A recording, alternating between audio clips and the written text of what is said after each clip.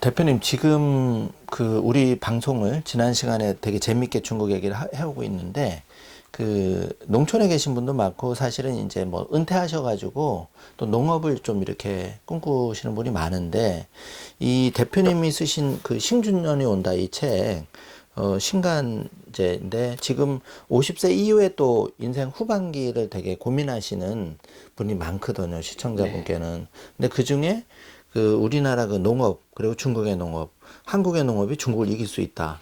저는 굉장히 여기서 한국의 토양이 굉장히 그렇게 경쟁력 있고는 책을 읽으면서 되게 아주 인사이트를 얻었거든요. 네네. 좀 그런 얘기 좀 해주신다면.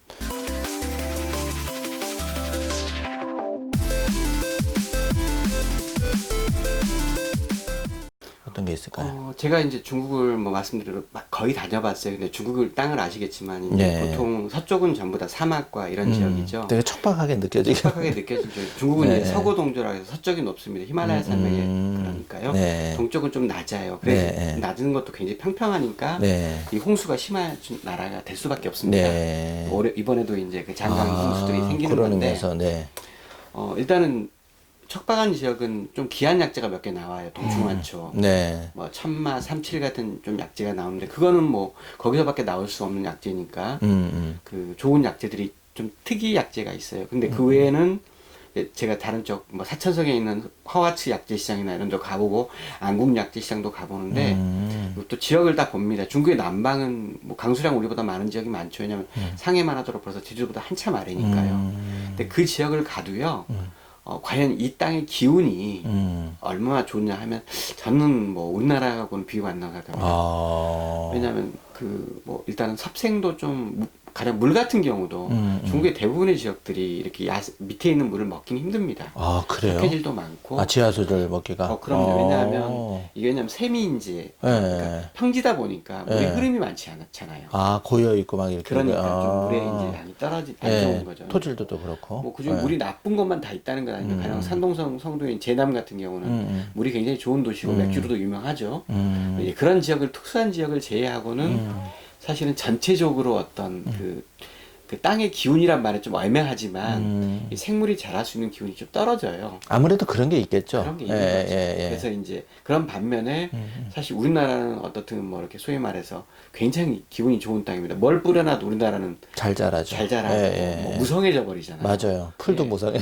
맞습니다. 그러니까 중국에서도 그런 적이 있죠. 네. 좀 춥지만 백두산 쪽. 오히려 이쪽이. 이쪽은 그래 특수하게 이제 약재들이 백두산 약재는 굉장히 유명합니다. 그렇구나. 네, 그런 건데 우리는 그게 이제 끝까지 제주도까지 가지고 있는 어마어마한 자원인 겁니다. 이 땅. 근데 이 땅을 그러면 어떻게 생물 자원으로 만들 것이냐, 농업 자원으로 만들 것이냐, 굉장히 중요합니다.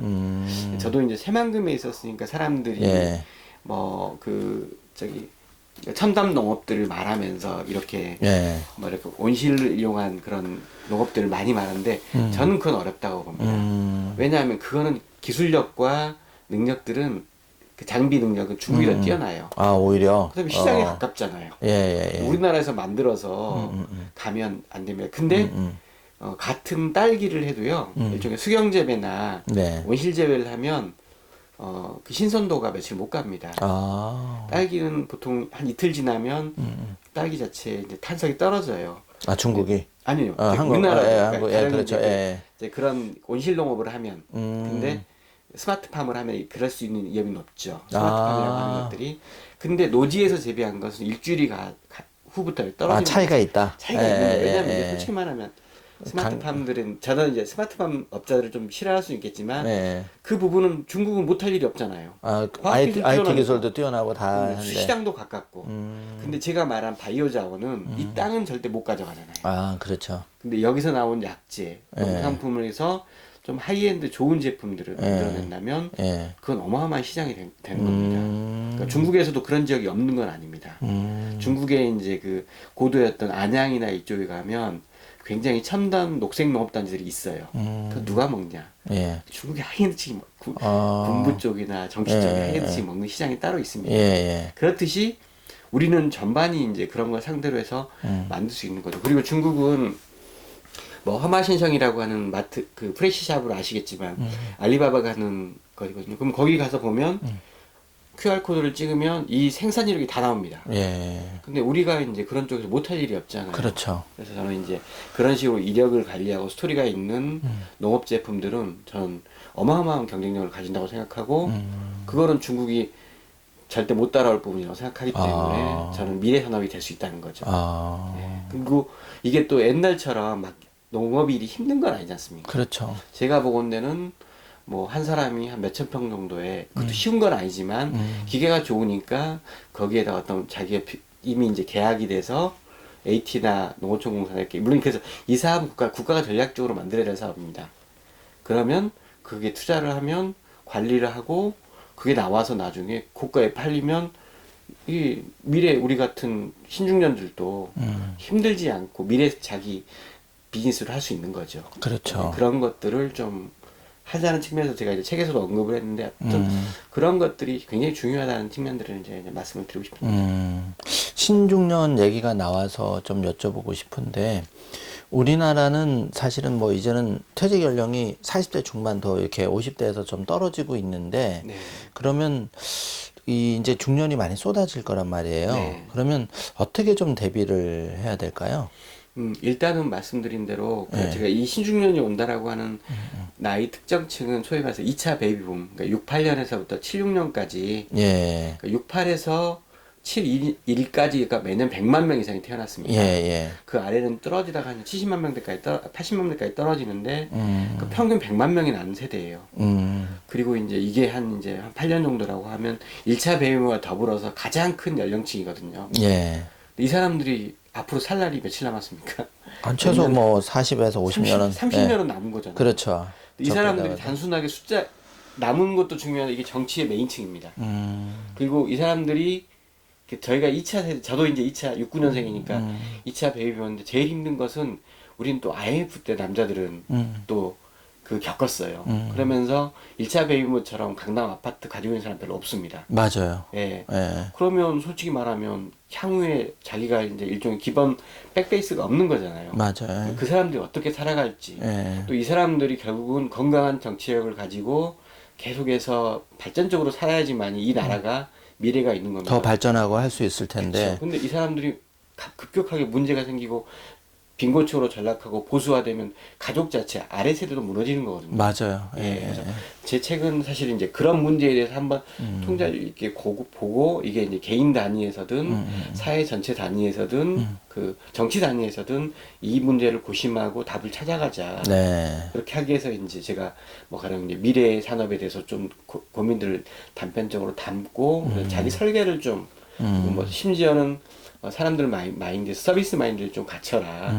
뭐 그런 것들까지 이렇게 주문을 했었는데, 결국은 이제 그렇게 해야지만이 우리가 살아갈, 그러니까 우리 나라의 미래가 있는 거라 생각해서 제가 이 책을 썼는데, 그런 고민들을 좀 같이 해가고, 뭐 사실 이제 신수왕님 같은 이런 그 지식 어떤 이렇게 싱크탱크들이 이제 같이 하면서 융합해서 네. 이런 것들을 또 같이 해가는 거죠. 아, 맞아요. 조금 저도 이제 같이 중년으로서 느끼는 거는 좀 더 고민을 더 많이 해봐야 된다. 네. 그리고 항상 제가 이제 처갓집이나 시골 가면 느끼는 게, 잠깐 이제 한국의 농업이 중국에 비해서 좀 장점이 있다는 말씀 나눴는데, 빈 땅이 사실 많아요. 많습니다. 많은데 또 땅은 팔지 않아요. 이제 이 중년들이 이제 하면 또 물려받아서 네. 그 경작을 한다고 빈집으로 다 놓고 있는데 그 중간 기간에 좀 이 과도기 한 5년에서 10년을 그냥 놀리는 게 네. 너무 좀 안타깝기도 하고 네. 제도적으로도 조금 뒷받침을 해주면 우리 조 작가님 말씀하신 대로 조금 중국에 조금 그런 거를 미리 좀 우리가 좀 준비를 할 수 있지 않을까 이런 생각도 좀 들더라고요. 제가 아까 사실은 그 이번에 이제 정부가 그린 뉴딜이라고 해가지고 어마어마한 돈을 투자해서 미래 산업을 키우겠다. 네. 새로운 그 뉴딜 정책을 만들겠다고 했지 않습니까? 예. 근데 제가 그 내용들을 보면서 이 부분들이 없어요. 아, 그래요? 예, 네, 그래서 내가 지금 저 부분들은 이제 몇 가지 약간 그러니까 합cep점 있지만 이 농업을 미래 산업으로 만들겠다는 마인드는 없더라고요. 아, 이거 너무 안타깝네. 너무 섭섭한데 예. 저는 뭐 이제 향후에 또 이런 계기를 통해서 또 예. 사람들이 이해하면 포함시켜야 한다고 생각합니다. 예. 아무튼 이제 그러한 부분들이 있는데 이거는 솔직히 한 사람이 할 수 있는 게 아닙니다. AT가 할 수 있는 것도 아니고요. 이거는 청와대 농업비서부터 시작해서 농림부나 아니면 이제 농업 농어촌공사, 그다음에 AT, 그다음에 이제 이게 지자체까지 연결돼서 일종의 이게 산업이 될 수 있다는 느낌을 가지고. 그다음에 저는 사실은 중국에서 이제 제가 일정 네트워킹에서도 뭐 동인당이나 텐스리의 어떤 결정권자들하고 이렇게 링크들 될 수 있거든요. 그 사람들한테 이런 거 사업이 한번 물어보면 저는 충분히 설득 가능하고 투자할 수 있을 거라고 생각합니다. 그런 부분이 필요하다는 거죠. 그런데 이제 그렇게 인프라가 그러면 좀 갖춰줘야 되는데 네. 아직까지 그 한국의 농업이나 이것들이 물론 이제 뭐 여러 가지 그 정부에서도 많은 노력을 기울이고는 있지만 네. 조금은 이제 그 현장에 있는 그런 농민들도 마찬가지고 네. 또 미래 예비 귀농 귀촌을 할 분들도 조금 저희 방송 조 작가님 그런 말씀을 듣고 조금 미리 좀 준비하는 거를 하면 네.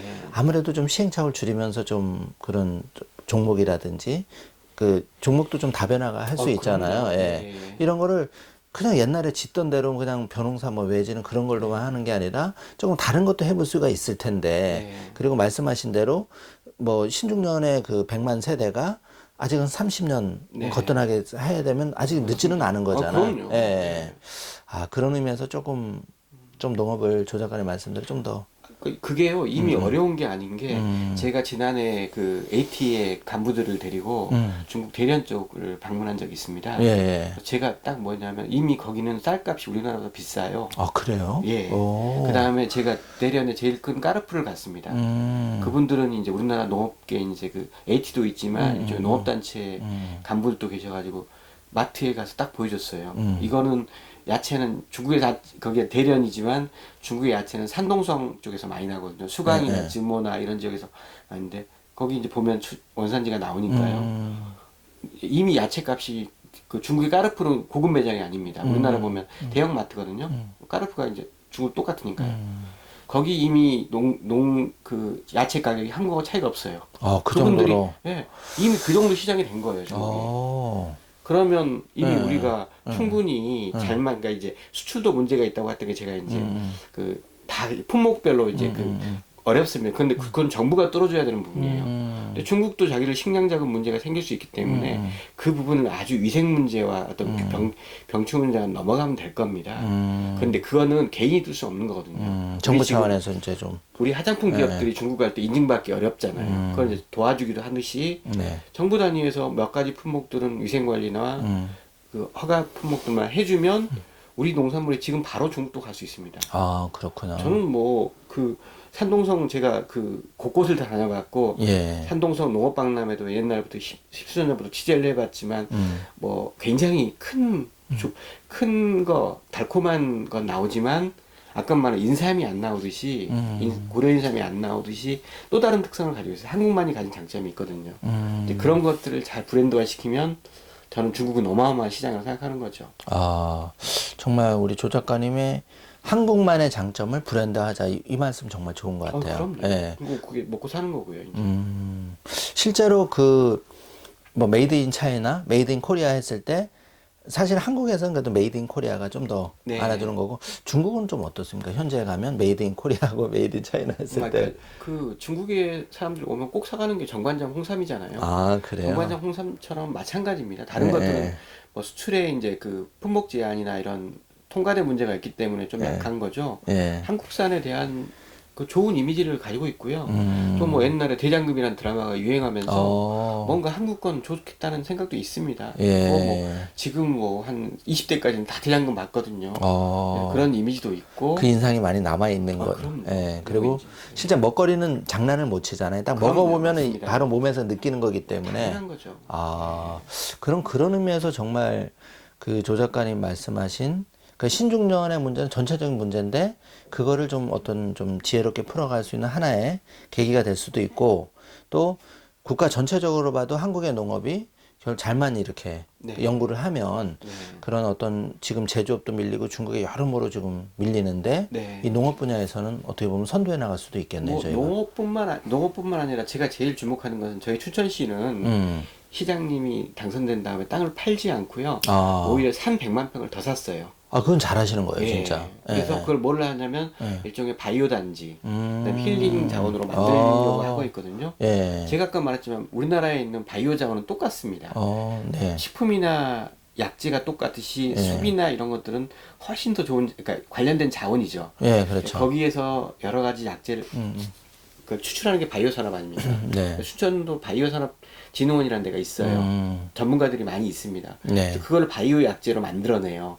근데 실제로 제가 좀 안타까운 것은 이분들이 좋은 연구도 하고 좋은 것도 생산해내지만 이게 중국이나 이런 데까지 브랜드나 스토리텔링 마케팅이 약합니다. 아. 그걸 조금만 도와주면 약간만 제가 말한 것처럼 예, 예. 중국 사람들이 저렇게 한국은 관리해 그러면 훨씬 더 많은 시장을 개척할 수 있는 거죠.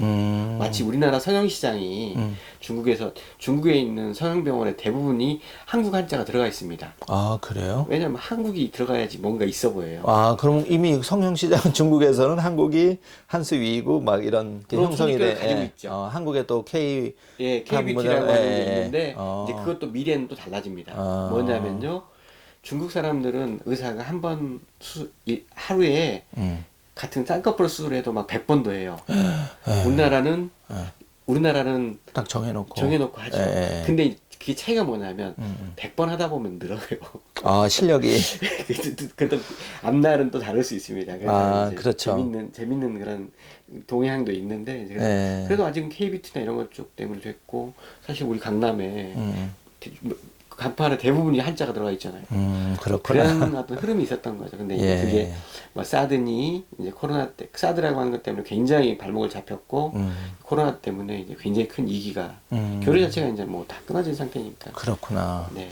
아마 이제 지금 시청자분께서는 지금 이제 50대도 저희 3일 경제독립 좀 많이 보시는데 또 그 여자분들이 많이 보세요. 3일 경제독립 TV는. 네. 그래서 지금 이제 40대 중반 전후에서 퇴직 고민도 많이 하실 텐데 우리 조 작가님 말씀하신 네. 그 신중년 좀 미리 대비하고 그 중에 이제 우리가 추석만 명절 이제 곧 다가오는데 굉장히 그 고향에 많이 가는데 요번에 한번 그런 조 작가님 얘기대로 네. 그런 눈으로 그런 관점으로 네. 한번 좀 살펴보는 필요가 있을 것 같습니다. 맞습니다. 저도 예. 고향이 이제 영광이어서 예. 가보면 저희 시골 마을은 저희 여동생네가 15년 전부터 와가지고 친환경 마을로 바뀌었어요. 그래요? 이미 충분히 자기 산업으로 만들었습니다.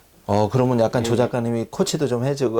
코치는 자기들 워낙 똑똑한 사람들이어서 제부하고 제 여동생이 이제 네. 친환경으로 벌써 10수년을 하다 보니까 이미 어떤 종목을 짓나요? 주로 이제 고추나 이런 좀 다른 거 그것도 이어주나, 친환경으로? 예, 약두콩이나 이런 걸 해서 약재료도 팔고 어. 그래서 충분히 분홍까지인지 모르겠지만 아무튼 잘 삽니다. 저보다 대단하시. 훨씬 더 안정적입니다. 대단하시네. 예. 그러면 요번 시간에는 이제 신중년에 대해서 좀 그 농업과 곁들여서 한번 말씀을 들어봤고요. 다음에는 이제 그 다음 시간에는 우리가 이제 중국에 이제 정말 비즈니스든 투자든 성공하기 위해서는 좀 중국인을 잘 알아야 되잖아요. 거기에 대해서 한번 알아보는 시간을 갖도록 하겠습니다.